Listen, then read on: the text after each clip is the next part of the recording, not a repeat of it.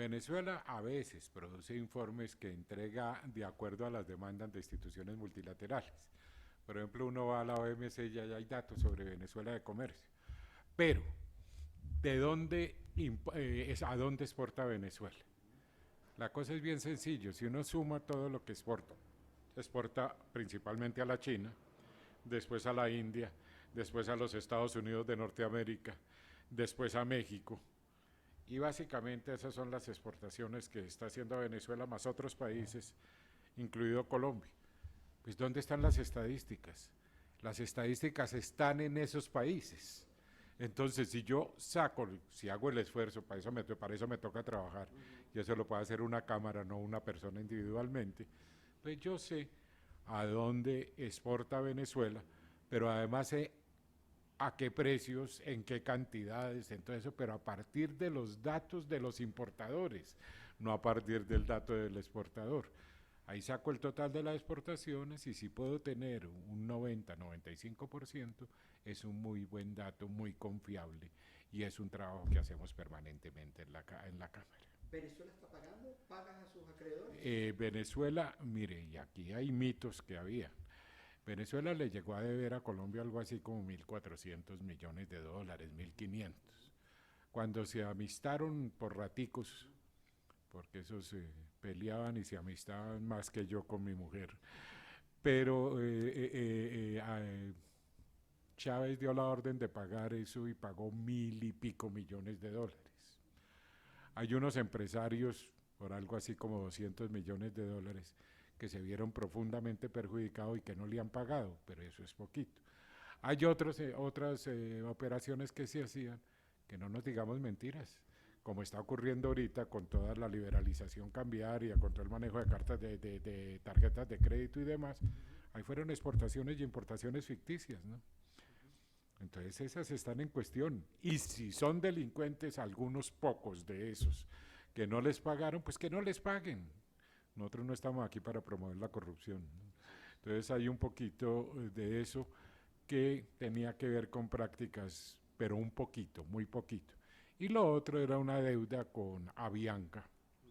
Pero Avianca, que era importante o es importante, Avianca durante muchos años estuvo en Venezuela, se retiró hace unos 2 años, 3 años, pero en general por el mismo comportamiento del mercado, el costo de los pasajes no era nada barato. Yo pienso es que ellos recuperaron una suma importante, no de lo que les debían, pero en utilidades con Venezuela, porque todo el mundo se ha aprovechado de Venezuela ante la escasez y seguramente en su momento esa deuda está registrada y lo que pase posteriormente en Venezuela se le pagará a una empresa como Avianca y a los industriales y exportadores honestos a los que les quedaron debiendo algo en Venezuela.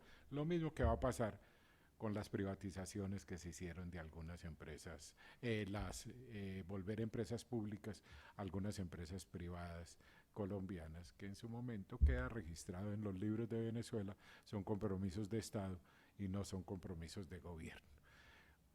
Como le va a pasar a Venezuela con las deudas que tiene en el marco del Centro Internacional de Solución de Controversias, que debe cerca de 25.000 millones de dólares, que eso no se los cobran al gobierno Chávez ni al gobierno Maduro, se los cobran al Estado venezolano. Y mientras no solucione eso, no podrá tener recursos externos. Profesor, migración productiva, una pregunta puntual en relación con eso. Nosotros publicamos una entrevista que usted ofreció hace aproximadamente un par de meses relacionada sobre los migrantes venezolanos en promedio llegan con $1.500.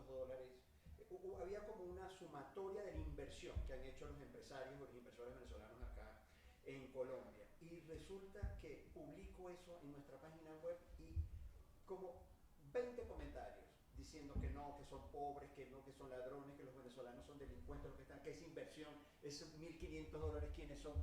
La percepción que hay fomentada por algunos medios de comunicación que los venezolanos que están llegando a Colombia son venezolanos pobres. ¿Qué dice usted frente a eso?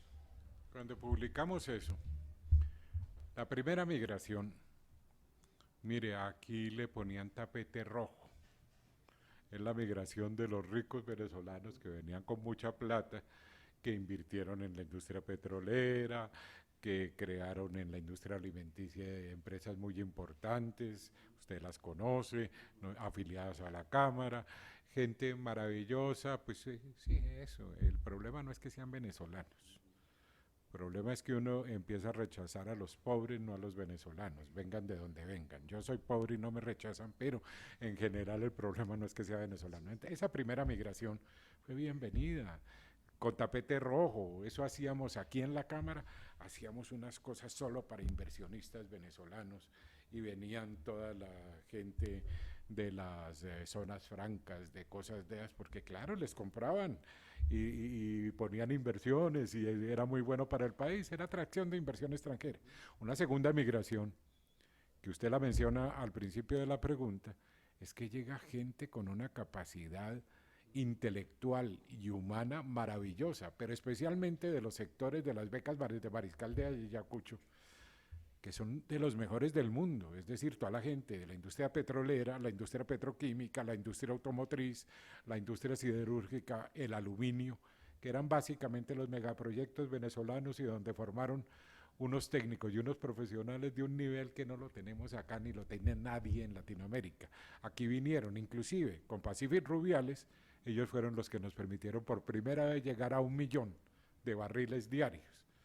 Esa migración, segunda migración, bienvenida hasta que vino la crisis del petróleo, pero igual todos esos venezolanos están en el mundo regados en las mejores condiciones, esos son los que no van a querer regresar porque están muy bien. La tercera migración que empieza a llegar, pues hombre, moléstele, a uno no le moleste, la educación en Venezuela es gratuita. Tienen una serie de cosas. La Universidad Central de Venezuela, que es la par de donde yo trabajaba antes de jubilarme, que es la Universidad Nacional de Venezuela, tenía un nivel tan alto como cualquiera de las mejores universidades públicas de Latinoamérica o de Estados Unidos. Ahí se formaron, y también en las universidades privadas, gente, por ejemplo, en el ramo de la salud, maravillosa. Gente en el programa de orquestas del maestro Abreu, que no tiene nada que ver con un gobierno u otro, fue un programa de Estado desde hace 40 años, donde se formaron los mejores músicos y directores de orquesta de Latinoamérica y reconocidos en el mundo. En general, profesionales de la ingeniería que son excelentes, economistas, inclusive en varias empresas que yo entrevisté me dijeron el nivel matemático del promedio ingeniero o economista venezolano es mayor que el nivel matemático de ingeniero economista. ¿Qué es la migración virtuosa de la que usted habla? Pues hombre, nosotros debíamos estar incorporando, o es que no tenemos problema en el sistema de salud.